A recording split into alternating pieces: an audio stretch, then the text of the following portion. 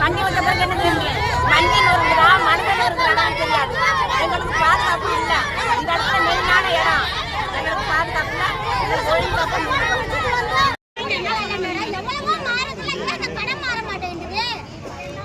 எங்கெங்க அரிசி பருப்பு வந்து இறக்குது இல்ல, தமிழ்நாட்டுக்கு இறக்குறோன்றாங்க, சிலிண்டர் இறக்குறோன்றாங்க. எந்த ஒரு கடனாலதான் நாங்க வாழ்றோமா? இதை மூடினா என்ன உங்களுக்கு லாபம் ஆகிற போது?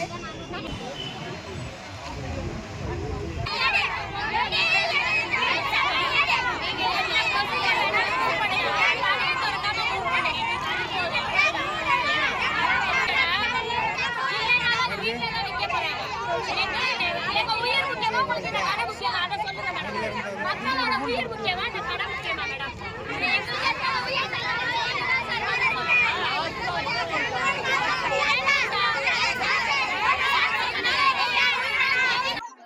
சார் தயவு செய்து இந்த பாயிண்ட் ஷாப்பை எடுத்துருங்க சார். இது வந்து ஒரு 10வது கூட்டமா இருக்குங்க சார். இத்தனை கூட்டம் போட்டு எங்களுக்கு வந்து இந்த விடிவு காலம் பிறக்கல சார். ஒவ்வொருத்தரும் வந்து அன்னாடங்காட்சிங்க தாங்க சார். தினமும் உழைச்சாதான் சாப்பாடுன்ற மாதிரி 100 ரூபாய் சம்பாதிச்சா மீதி இருக்க 150 ரூபாய்க்கு யார்கிட்ட கடனை வாங்கி குடிக்க போயிடுறாங்க. எங்க மாமனார் நிம்மதியா இருக்க விட மாட்டாரு. மாமியாரை போட்டு அடிச்சு எண்ணெய் தள்ளி விட்டு எங்க ஏரியால வந்து கணக்கெடுத்து பாத்தீங்கன்னா ஆண்கள் எண்ணிக்கையே கிடையாதுங்க சார். 3 மாசத்துக்கு ஒரு ஆண் ஏதோ இறந்து போயிடுறாங்க. இப்ப மறுபடியும் 3 மாசம் டைம் கேட்கறேன்னு சொல்றாங்க. அந்த 3 மாசத்துல 10 பேர் இறந்துட்டாங்க. அவங்க குடும்பத்தோட இது என்ன சார் ஆகுது? ஏற்கனவே 5 வருஷம் டைம் கொடுத்தா, இப்ப மறுபடியும் 10 நாள் டைம் கொடுத்தா, மறுபடியும் 3 மாசம் டைம், மறுபடியும் ஒரு 3 வருஷம் டைம் கேட்பாங்க சார். எங்களுக்கு இந்த கடை வேணாம் சார். எடுக்கலாம் சார் செய்யணும். மேலதிகாரி யாராவது வந்து எங்களுக்கு கையெழுத்து போட்டு எழுதி கொடுக்குற வரைக்கும் நாங்க இங்க யாருமே நம்ப மாட்டோம். 12 மணி ஆகிற வரைக்கும் நாங்க இங்கதான் இருப்போம். கடை திறந்துச்சுன்னா பின்னடைவே பெருசா இருக்கும். எங்களை அரெஸ்ட் பண்றீங்க, என்ன வேணா பண்ணிக்கங்க, நாங்க அது கவலைப்பட மாட்டோம். நிம்மதியா நாங்க தூங்கணும். ஒரு புள்ள குட்டியை வச்சிருக்கோம்னா அதுக்கு ஒரு பால் வாங்கவோ சாப்பாடு செலவுக்கோ அதுக்கு கூட காசு கிடைக்க மாட்டேங்குது. வாங்குற 100 ரூபாயில 150 ரூபாய்க்கு இப்ப யார்கிட்டயா கடன் வாங்குறோம். அந்த கடனை மறுபடியும் நாளைக்கு கட்டணுங்களா? எங்களுக்கு இந்த கடை வேணாங்க சார். மறுபடியும் டைம் கேட்கறது இல்ல, நாங்க இன்னும் ஒரு 10 நாள்ல எடுத்துறோம், அதிகாரிகள்ட்ட பேசுறோம், இந்த லிஸ்ட்ல இல்ல, அதெல்லாம் யாருமே வந்து சொல்லாதீங்க. அவரு அமைச்சர் வந்து எங்கள்கிட்ட என்னன்னு பேசணும் சார். இந்த தொகுதி எம்எல்ஏ யாருக்கு நாங்க ஓட்டு போட்டோம்? அவர் ஓட்டு போட்டோம் இதை எடுக்க சொல்லிதான் நாங்க ஃபர்ஸ்ட் அவர் ஜெயிக்க வச்சோம். நல்லாச்சு பிறக்கணும்னால எங்க அண்ணனை வந்து உட்கார வச்சிருக்கோம் சீட்ல. இங்க நடக்கிறது ஏன் போக மாட்டேங்கிறாங்க? அமைச்சர் இங்க வரணும், வந்து எங்களுக்கு உத்தரவாதம் கொடுக்கணும். ஓட்டு கேட்கும் போது வந்தாங்க, பிரச்சாரத்துக்கு வந்தாங்கல்ல, ஏன் அதுக்கப்புறம் நன்றி தெரிவிக்க கூட வரலங்க சார்.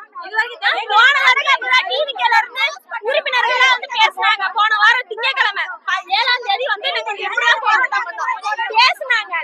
அதுக்கப்புறம் 10 நாள் டைம் கொடுக்குறோம், புதன்கிழமைக்குள்ள எடுத்துருவோம் அப்படின்னாங்க. எடுக்கல. 2 நாளுக்கு அப்புறம் மறுபடியும் இங்க வந்துட்டோம். இதே மாதிரி 10 நாளுக்கு அப்புறம் மறுபடியும் பிளாக்ல விக்கிறாங்க. எங்க வீட்டு கதவை தட்டி சரக்கு எங்கமா கிடைக்கும், குடும்ப சரக்கு எங்களுக்கு சொல்லுமா அப்படிங்கிறாங்க.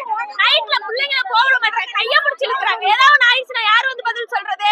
இங்க ஆதிசங்கர் காலேஜ் இருக்கு, இங்க காலேஜ் இருக்கு, பஸ் ஸ்டாண்ட் இருக்கு. பஸ் ஸ்டாப் மெயின்ல இருக்கறத எடுக்க மாட்டீங்க.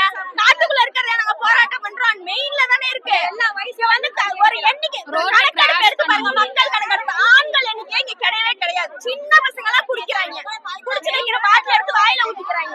அவனுங்க அப்புறம் குடிக்க தானே பழகுவானுங்க. ஸ்கூலுக்கு போதுங்களா பிள்ளைங்க பாருங்க, இது அம்மா முதற்கொண்டு குடிக்குது, செம்பளைங்க முதற்கொண்டு கெட்டு போறாங்க. நைட்டு தூங்க விட மாட்டாங்க, போட்டு அடிக்கிறது வைக்கிறது.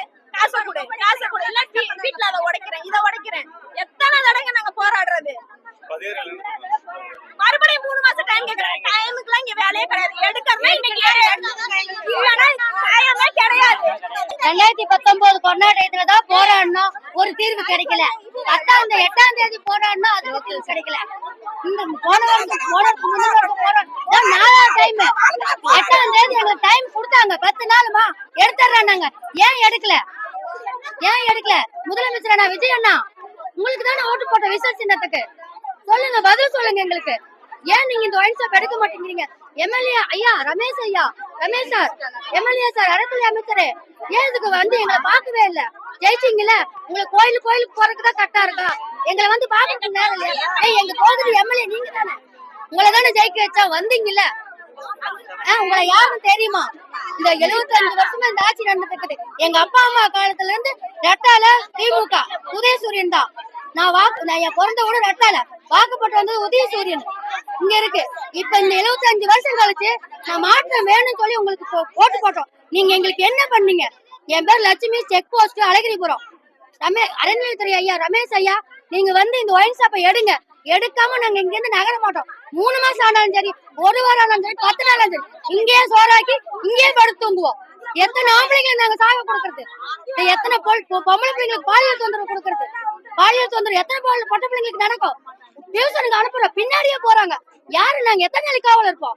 எத்தனை நாளைக்கு நாங்க காவல் இருக்கிறது? ஒரு பொட்டை பிள்ளைக்கு எத்தனை நாளைக்கு நாங்க காவல் இருக்க முடியும்? 1 நாள் 2 நாளைக்கு இருக்கலாம். நாங்க போய் சம்பாதிக்க வேண்டாமா? சம்பாதிச்சு வந்தாலும் எங்க வீட்டு ஆம்பளைங்க வாங்கிட்டு போய் குடுத்துறாங்க. நீங்க எங்கேயோ வைங்க, செக் போஸ்ட் வேண்டாம். செக் போஸ்ட் வேண்டாம்.